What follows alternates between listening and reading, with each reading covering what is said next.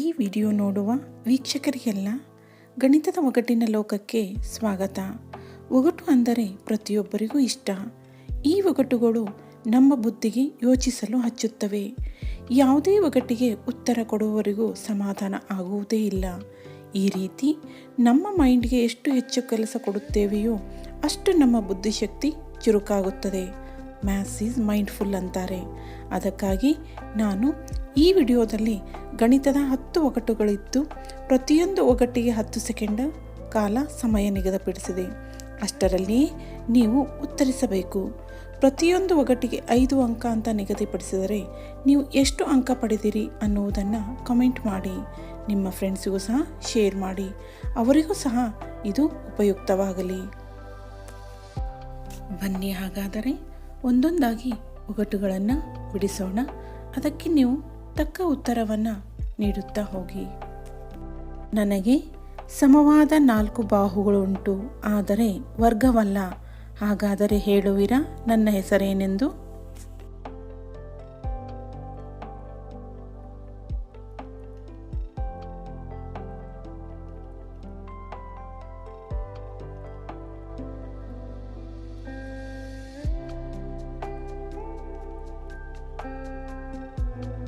ಬಿಂದುಗಳನ್ನು ಸೇರಿಸುವುದರಿಂದ ಉಂಟಾಗಿರುವೆನು ನಾನು ಅಂಕುಡೊಂಕಾಗಿರುವೆನು. ನನ್ನ ಹೆಸರನ್ನು ಹೇಳುವಿರಾ?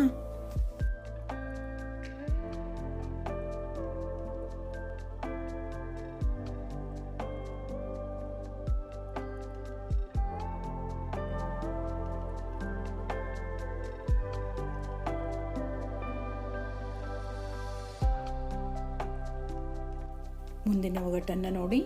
10ನೇ ತರಗತಿಯ ಮಕ್ಕಳಿಗೆ ಸಮಸ್ಯೆ ಬಿಡಿಸಲು ನಾನು ಬೇಕಾಗಿರುವೆ. ವೃತ್ತವನ್ನು ಒಂದೇ ಒಂದು ಬಿಂದುವಿನಲ್ಲಿ ಸಂಧಿಸುವೆ. ಜಾಣರಾದರೆ ಇದಕ್ಕೆ ಉತ್ತರವನ್ನು ನೀಡುವಿರಾ?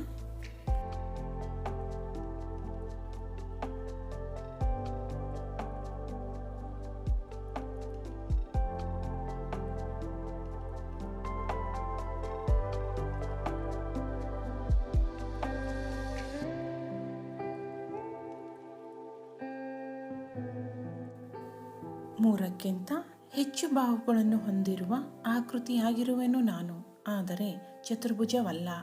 ನನಗೊಂದು ಹೆಸರಿದೆ. ಜಾಣರಾಗಿದ್ದರೆ ಉತ್ತರಿಸಿ.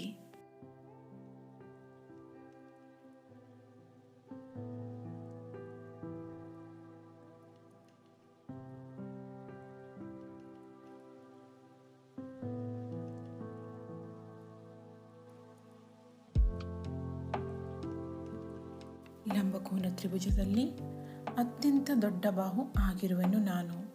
ತ್ರಿಕೋನಮಿತಿಯ ಪ್ರಸ್ತಾವನೆಗೆ ನಾನು ಅತಿ ಅವಶ್ಯಕ. ನೀವು ಜಾಣರಾಗಿದ್ದರೆ ನನ್ನ ಹೆಸರನ್ನು ಊಹಿಸಿ.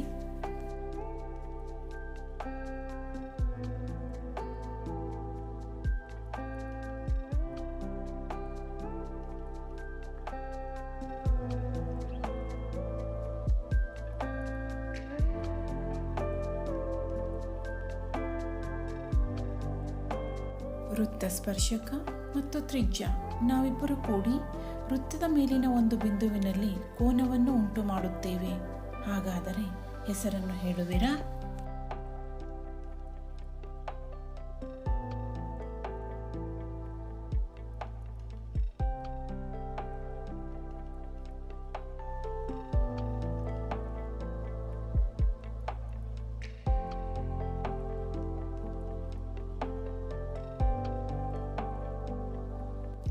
ನಾನು 3 ಭುಜಗಳನ್ನು ಒಳಗೊಂಡಿರುವಂತಹ ಆಕೃತಿ. ನನಗೆ ತ್ರಿಭುಜ ಅಂತ ಕರೆಯುತ್ತಾರೆ. ಇದರ ಜೊತೆಯಲ್ಲಿ ನನಗೆ ಇನ್ನೊಂದು ಹೆಸರಿದೆ. ಆ ನನ್ನ ಹೆಸರು ನಿಮಗೆ ಗೊತ್ತಾ?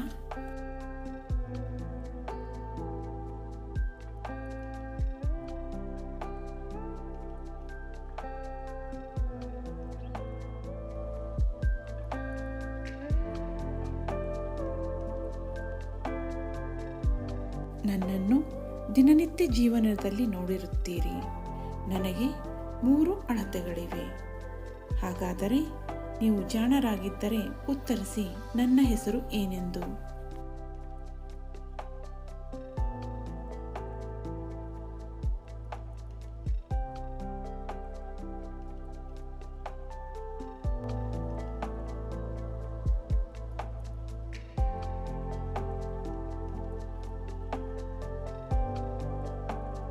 ಎರಡು ಅಕ್ಷಗಳು ಲಂಬವಾಗಿ ಛೇದಿಸಿದಾಗ ಉಂಟಾಗುವ ಭಾಗ ನಾನು. ಆ ಭಾಗದ ಹೆಸರನ್ನು ಹೇಳುವಿರಾ?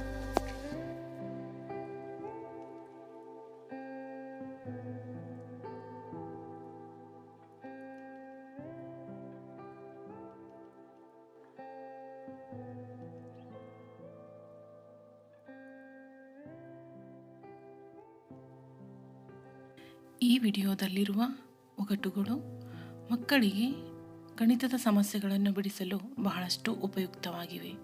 ಮುಂದಿನ ವಿಡಿಯೋದಲ್ಲಿ ಮತ್ತಷ್ಟು ಒಗಟುಗಳೊಂದಿಗೆ ಭೇಟಿಯಾಗೋಣ.